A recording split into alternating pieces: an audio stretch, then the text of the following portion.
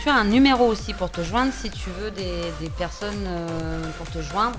On peut me joindre sur mes réseaux sociaux, du coup, comme c'est mon numéro personnel. Il faut participer, enfin s'ils veulent participer. Donc on fait vraiment un grand appel pour cette association qui débute.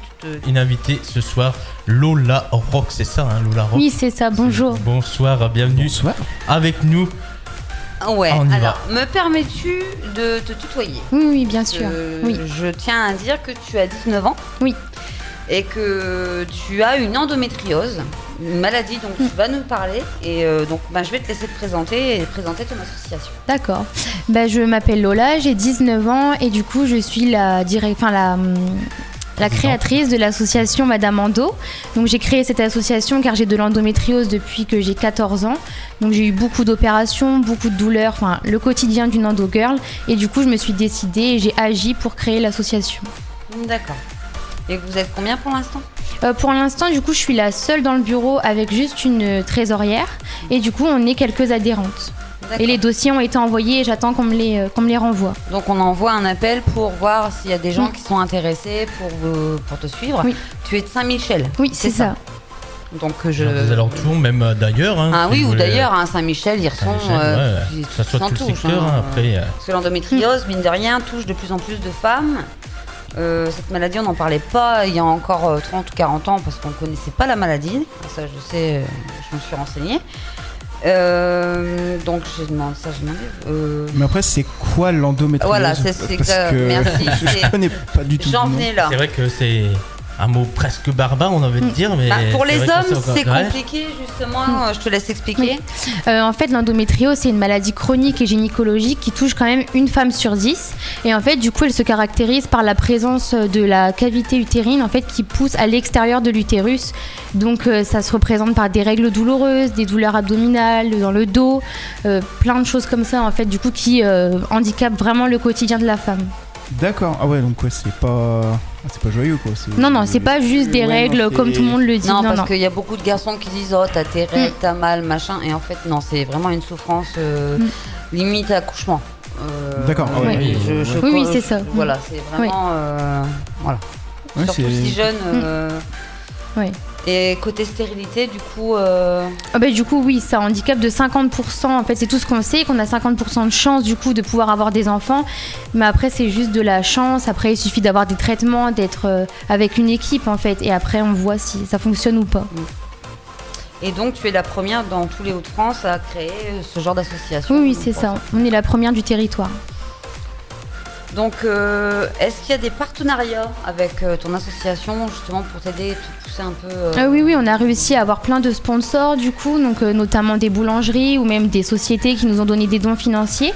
Et après, on a des partenariats avec des marques féminines comme Maimouni qui vont nous donner du coup des pourcentages pour essayer d'aider les femmes parce que c'est aussi un coût financier en fait quand on a de l'endométriose. Du coup, là, c'est une aide qu'on peut leur apporter. Je tiens à préciser que c'est beaucoup plus suivi sur Amiens que sur Saint-Quentin. Partout où on va, c'est difficile d'être suivi parce que les spécialistes en fait ne savent pas trop. Donc du coup, même lorsqu'on va dans un centre spécialisé, ils savent pas trop quoi faire de nous. Il n'y a pas vraiment de traitement, donc c'est. Ah, c'est parce que mais c'est parce que moi j'étais en PMA. Oui, voilà. C'est pour ça que j'étais plus suivie. Parce que oui, je démarre seulement moi à 38 ans cette maladie. Toi, 14 ans dure. Oui, donc c'est quelque chose qui reste encore un peu inconnu en fait. Voilà, en fait, c'est même pour les spécialistes. Oui, c'est ça. Ouais. Oui. Beaucoup de femmes sont touchées de plus en plus tôt et il y en a de plus en plus et en fait, on n'en parle pas beaucoup. Et très peu. On dit à n'importe qui l'endométriose, on ne sait pas. On sait pas quoi. Oui, on sait pas. C'est quoi en fait. Le truc tout bête, je me permets. Le truc tout bête, c'est que dans notre corps, on a des ovaires, l'utérus et un endomètre. Et en fait, l'endomètre, c'est l'endomètre qui travaille très mal et qui fait. Oui, en fait, il mute. En fait, c'est la cavité du coup qui pousse à l'extérieur, dans des organes, dans les trompes par exemple. Ça pousse un peu partout en fait. D'accord. Alors, qu'est-ce que tu voudrais apporter avec cette association ? Alors moi, j'aimerais du coup faciliter le quotidien des femmes et aussi des jeunes filles, car moi, si j'avais eu une association, du coup, quand j'avais 14 ans et quand j'ai été diagnostiquée, qui m'aurait aidée ou tout simplement conseillée et même rassurée, ça m'aurait beaucoup aidée dans mon quotidien. Du coup, on va essayer de leur apporter du bien-être, des choses comme ça, en mettant des conférences en place, des ateliers, et on va essayer de leur faciliter vraiment le quotidien du coup. Et leur expliquer... comment gérer la douleur aussi. Oui. Donc c'est une maladie, bien sûr, comme on l'a dit, qui touche que les femmes. Quels sont vraiment les symptômes les principaux? Le principal symptôme, c'est vraiment la douleur. C'est vraiment représenté par la douleur, c'est des énormes crises en fait. Il y a des personnes qui sont asymptomatiques, qu'elles n'ont rien du tout, mais le plus souvent c'est vraiment la douleur et après ça suit par des règles abondantes, des hémorragies, l'infertilité et après tout commence à se déclencher. Et comment c'est diagnostiqué exactement? Alors c'est assez compliqué parce qu'en fait il faut faire un IRM spécialisé du coup, mais même à l'IRM elle peut ne pas se voir l'endométriose. Du coup c'est vraiment par cœlioscopie qu'on voit si on a ou non des lésions d'endométriose. D'accord. Et pas d'endocrinologue ou pas tout ça? Non, c'est des gynécologues. D'accord. J'allais dire, parce que là, tu as 19 ans, toi, ça un peu plus. Il y a un âge, j'allais dire un âge où ça se déclare ou c'est quoi? Il n'y a pas de règle? Moi, ça s'est déclaré parce que j'ai subi beaucoup de traitements pour avoir ma fille par insémination. Ah oui, d'accord. Ouais. Donc, c'était un risque d'avoir soit une endométriose, soit le cancer du col ou le cancer d'endomètre. D'accord. Donc, j'ai une endométriose qui se met en route, qui commence à... C'est super douloureux. Okay, franchement, ouais. Donc moi c'est récent, là ça fait longtemps, je voudrais pas être à sa place. C'est très très douloureux. Enfin pour ma part, moi qui ai une césarienne et compagnie, je peux te dire que c'est très très douloureux. C'est une maladie, on sait même pas d'où elle vient. Parce qu'il y a encore 20 ans, on connaissait pas la maladie. Mais bon après c'est parce que les médecins connaissaient pas. Il y a 20 ans ou 30 ans, on ne faisait pas d'insémination, on ne faisait pas tout ça non plus. Oui, c'est ça, oui. Voilà. Bien sûr. Alors, comment comptes-tu te faire connaître? Par les réseaux sociaux, du coup. Pour l'instant, on a commencé sur Facebook et Instagram et ça commence à bien fonctionner. Quels sont les noms? Madame Ando. Madame Ando. Oui, c'est tout simplement Madame Ando. Et après, on a aussi une marraine, du coup, Carla Talon, qui est influenceuse. Donc, elle repartage toutes nos publications, nos stories et ça nous permet vraiment de nous faire connaître sur les réseaux sociaux. D'accord. Et tu as beaucoup de followers pour l'instant? En tout, on est à 400 à peu près et on a eu plus de 3000 personnes sur la page Facebook qui sont venues voir du coup. D'accord. Quel âge se déclare cette maladie? Du coup, il n'y a pas d'âge. En fait, ça peut se déclarer très tôt comme assez tard. En fait, il suffit juste d'avoir des règles et de ne pas être ménopausée et voilà, après, tout dépend. Il y a vraiment une énorme... Ouais, voilà. D'accord. Ça peut arriver plus tard aussi? Oui, ça peut arriver très tard ou... Et as-tu envisagé déjà, bon tu es jeune, après il y a des jeunes qui envisagent déjà d'avoir des enfants, est-ce que tu as déjà... Non, moi j'ai pas envisagé, évidemment c'est un rêve et comme toute femme je pense, du coup j'espère évidemment et je pense que je vais y arriver, enfin il n'y a pas de souci. Il n'y a pas de raison, il faut juste pas trop y penser, c'est ça. Perso, je te le dis, faut pas y penser. Quelles sont les conséquences de cette maladie? Donc on a parlé de l'infertilité à 50%, mais il y a d'autres conséquences. Il y a beaucoup de conséquences. En fait, on pense... Alors déjà, c'est une maladie qui ne se voit pas. En fait, elle n'est pas physique. Et donc, du coup, on n'est pas forcément compris, que ce soit par notre entourage ou par les professeurs. Du coup, moi, je sais que dans ma vie étudiante, ça a eu beaucoup de conséquences, en fait. Donc, du coup, sur ma vie étudiante et aussi sociale, car on est très souvent fatigué. Parce qu'il y a une fatigue chronique, du coup, qui se déclenche à cause de ces douleurs. Et ça nous empêche plein de choses, en fait, de sortir, d'avoir une vie professionnelle, c'est vraiment compliqué. Et comme ça se voit pas, les gens ils pensent pas que... Non mais pour les garçons c'est t'as tes règles, ça va passer, en gros c'est ça, c'est un peu ça, désolé garçons je vous regarde. Oui non mais... vous êtes des mecs hein. Ah bah mais, non mais c'est vrai que moi j'ai une amie qui est fortement touchée, mais carrément c'est tourné en fibrome, je sais pas si tu connais, c'est tourné en fibrome mais c'est très très compliqué. Donc elle s'est pareil, elle s'est fait beaucoup opérer, mais elle a eu un petit garçon quand même, donc il y a de l'espoir. Moi j'ai une autre maladie qui fait que je peux pas avoir d'enfant, mais j'ai une petite fille, donc il y a toujours de l'espoir. Et donc voilà. Et est-ce que ça peut évoluer, mais en... Comment dire, je sais que c'est incurable, c'est soignable, mais est-ce que ça peut vraiment empirer? Oui, je pense, parce qu'en fait, ça se développe beaucoup. Si on n'a pas le traitement qui nous convient, ça peut se développer. Du coup, moi, j'ai la chance d'avoir trouvé un traitement et pour l'instant, ça a l'air de pas se développer dans les autres organes. Mais oui, ça peut vraiment empirer et se développer si on fait rien. Si on n'adapte pas, par exemple, notre alimentation, notre hygiène de vie ou avec un traitement, ça peut se développer et empirer. Petite question en aparté, es-tu vaccinée contre le papillomavirus? Oui. Parce que je sais que ça peut empirer la maladie. Truc de fille encore. Ah, mais il n'y a pas de souci. Alors, est-ce que tu as des sites, ça on en avait parlé, donc est-ce que tu as un numéro aussi pour te joindre si tu veux des personnes pour te joindre On peut me joindre sur mes réseaux sociaux, du coup, comme c'est mon numéro personnel. Il faut participer, enfin s'ils veulent participer. Donc on fait vraiment un grand appel pour cette association qui débute, qui est toute neuve. Qui est depuis... Oui, j'ai pas demandé depuis combien de temps d'ailleurs. Ça fait environ 1 mois, du coup. 1 mois. Donc c'est oui, c'est récent. Oui. C'est récent. Neuf. Ah oui. Donc le site j'avais demandé. Donc, par la suite, as-tu d'autres projets ? Genre avoir un local ou faire des conférences ou oui, évidemment. Il y a plein de projets des du coup. visites en hôpital ou... En fait, j'aimerais bien, par exemple, déjà créer des cartes d'urgence pour les femmes qui ont de l'endométriose avec les symptômes premiers, leur traitement. Parce que quand on a des crises, ça prévient pas et des fois on est seul.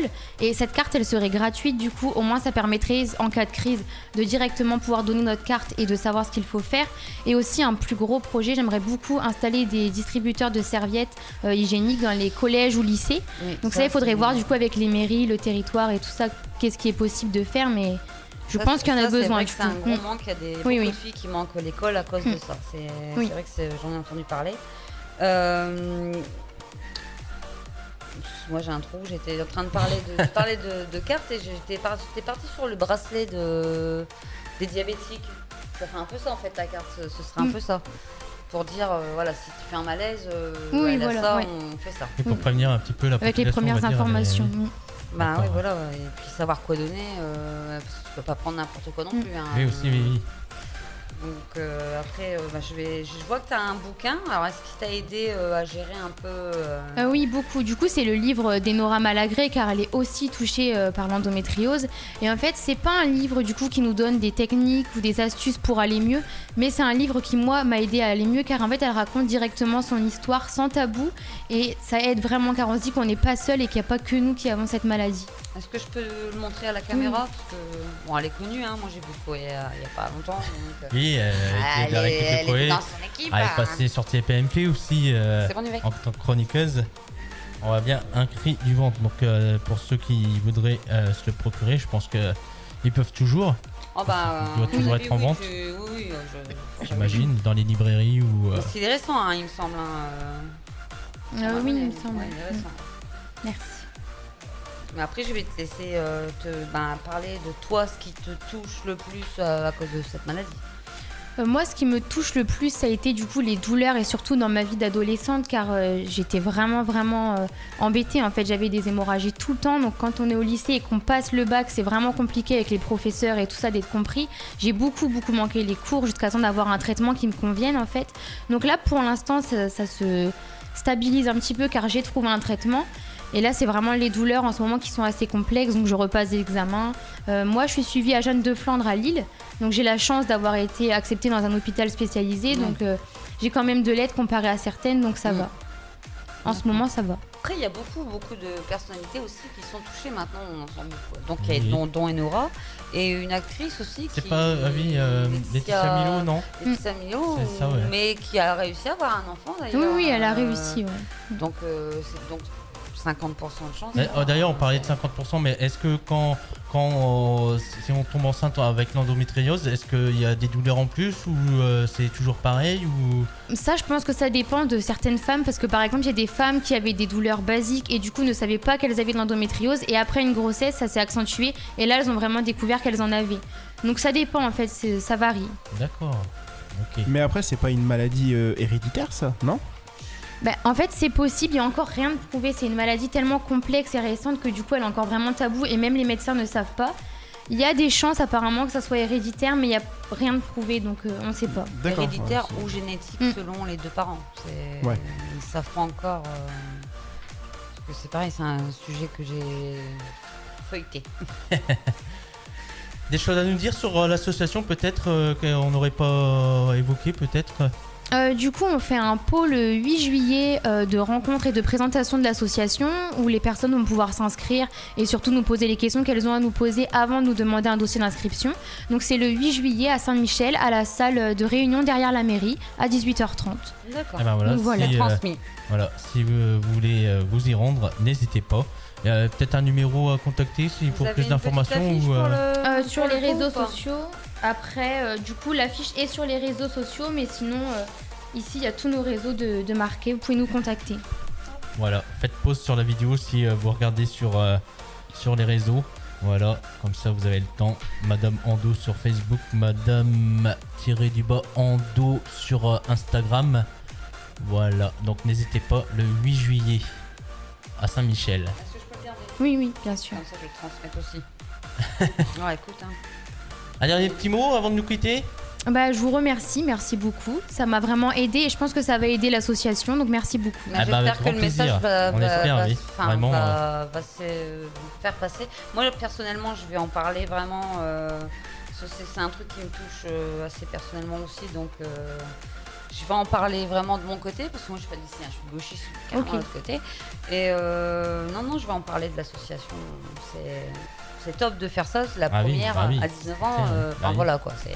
Chapeau. Merci beaucoup. Chapeau bas. Bon courage à toi dans cette association. Merci. Et puis voilà, on te souhaite le meilleur. Merde pour être maman. Merci beaucoup, c'est gentil. Je sais que ça sera un combat, mais je te dis merde, tu verras, tu gardes espoir. Merci beaucoup. T'en auras 5. Oui. Bon, peut-être pas quand même, mais... Moi j'en ai une, tu vas vous 10, donc j'ai arrêté là, mais sinon... Et du coup, tu reviens nous voir quand tu veux. S'il y a des événements qui se créent par la suite, n'hésite pas, il n'y a pas de souci. On relèvera l'information, voilà, tu as son numéro. Oui. Donc n'hésite pas, voilà. Super, merci beaucoup. Eh ben, on va te laisser. Merci à toi d'être venu. TSO Radio, la radio de la Thiérache, Sambre-Loise et au-delà.